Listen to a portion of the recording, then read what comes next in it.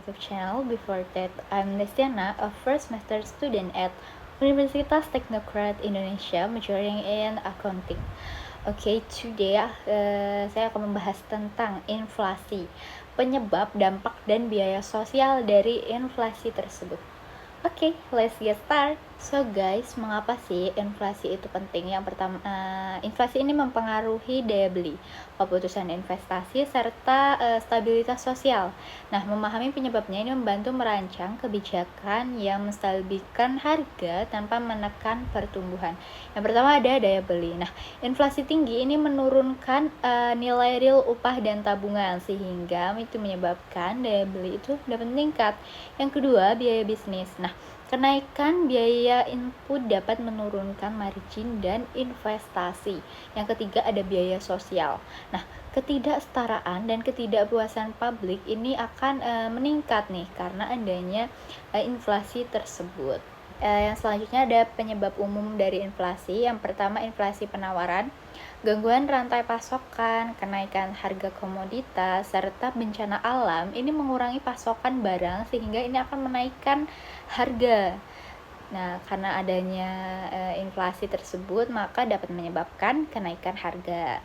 Selanjutnya ada inflasi permintaan. Pertumbuhan permintaan yang cepat atau konsumsi atau investasi ini melebihi kapasitas produksi dan mendorong harga naik. Nah, maka permintaan itu akan cepat nih dengan konsumsi atau investasinya. Ini akan melebihi kapasitas produksi hingga mendorong harganya akan jadi naik. Selanjutnya ada moneter atau jumlah uang. Penambahan likuiditas yang cepat ini tanpa peningkatan produksi nyata ini akan menurunkan nilai mata uang. Nah, jadi ini negatifnya inflasi ini. Jumlah nilai mata uangnya juga akan menurun, guys. Yang terakhir itu ada tekanan upah. Kenaikan upah yang tidak diimbangi dengan produktivitas itu dapat mendorong biaya produksi dan harga jual lebih tinggi. Jadi intinya penyebab umum inflasi ini ada 4 tadi kan. Nah, semuanya ini menyebabkan kenaikan harga, guys. Jadi semua harganya itu akan meningkat seperti itu. And next, bagaimana inflasi itu diukur? Nah, indeks harga umum seperti CPI atau Consumer Price Index atau IHK ini mengukur perubahan rata-rata harga keranjang barang dan jasa yang bisa dikonsumsi rumah tangga. Nah, yang pertama, CPI ini fokus pada konsumsi rumah tangga. Kedua, jika IP atau indeks produsen ini untuk melihat tekanan harga di sisi produksi.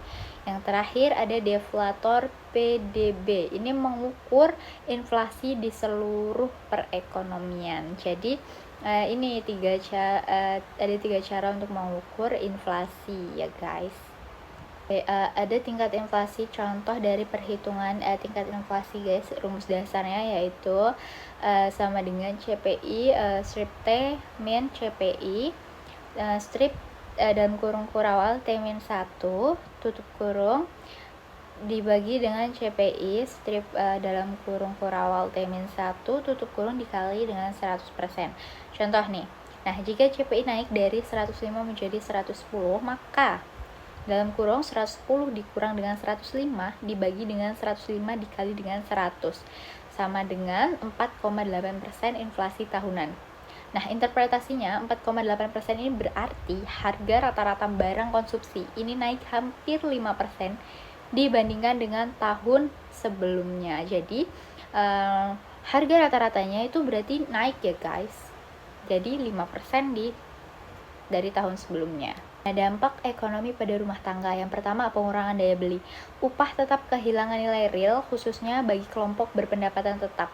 Nah, karena pendapatannya itu tuh upahnya itu tetap kehilangan nilai real, maka ini akan menyebabkan pengurangan daya beli atau pengurangan konsumsi barang-barang yang overpriced gitu. Jadi mengurangi daya beli pada setiap rumah tangga. Yang kedua ada beban utang. Utang dengan suku bunga ini tetap menjadi lebih ringan secara real. Tetapi suku bunga naik dapat menaikkan biaya pinjaman baru. Nah, ini beban utangnya juga akan lebih ringan secara real. Nah, tapi suku bunganya ini naik. Ini dapat meningkatkan biaya pinjaman baru. Jadi tetap aja ya guys, ini suku bunganya naik, ini juga biaya pinjamannya akan naik gitu. Yang terakhir ada pensiun dan tabungan. Nilai tabungan real ini menurun jika imbal hasil investasi tidak mengikuti dengan inflasi. Nah, dampak pada bisnis dan pasar. Inflasi ini mempengaruhi biaya input, harga jual, arus kas, dan keputusan investasi, guys. Perusahaan ini mungkin akan mengalihkan biaya ke konsumen atau memangkas pengeluaran dan mempengaruhi lapangan kerja. Pertama ada harga input naik, tekanan margin dan potensi pengurangan tenaga kerja. Nah, dampak dari inflasi ini bisa menyebabkan tekanan margin sehingga akan terjadi banyak pengurangan tenaga kerja di perusahaan-perusahaan. Yang selanjutnya ada ketidakpastian investasi. Nah, perusahaan ini menunda proyek bila biaya ini tak menentu. Maka ini akan menyebabkan banyak proyek-proyek itu tertunda, guys, karena adanya inflasi ini. Selanjutnya ada biaya sosial dan ketidaksetaraan.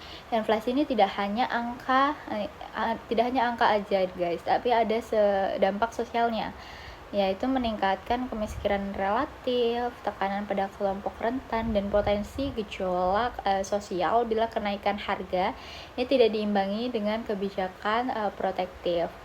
Yang pertama ada kelompok rentan. Rumah tangga berpendapatan rendah ini akan menghabiskan proporsi yang lebih besar nih untuk kebutuhan pokok, sehingga akan menjadi yang paling tertekan. Kalau semua harga naik dan pendapatannya rendah, maka dari itu kelompok-kelompok ini akan merasa paling tertekan karena adanya inflasi tersebut. Yang selanjutnya ada UMKM. Bisnis kecil ini kesulitan meneruskan kenaikan biaya atau menahan harga tetap kompetitif. Jadi UMKM atau pembisnis kecil juga akan kesulitan, guys, karena semua harga mahal kan. Kalau dia menaikkan harganya, nanti orang-orang akan berpindah tempat lain seperti itu. Oke, yang terakhir yaitu kesimpulan dan rekomendasi singkat. Yang pertama, pahami sumber inflasi nih sebelum menetapkan kebijakan. Penawaran versus permintaan itu memerlukan jawaban yang berbeda. Yang kedua, gabungkan pengetatan moneter dengan dukungan fiskal yang terarah untuk mengurangi biaya sosial.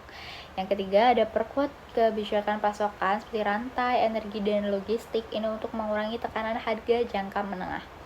Yang terakhir, prioritaskan perlindungan sosial untuk menjaga kesejahteraan kelompok rentan. Seperti itu. Okay guys, that was an explanation this time. If you have any question, you can ask in the column comment.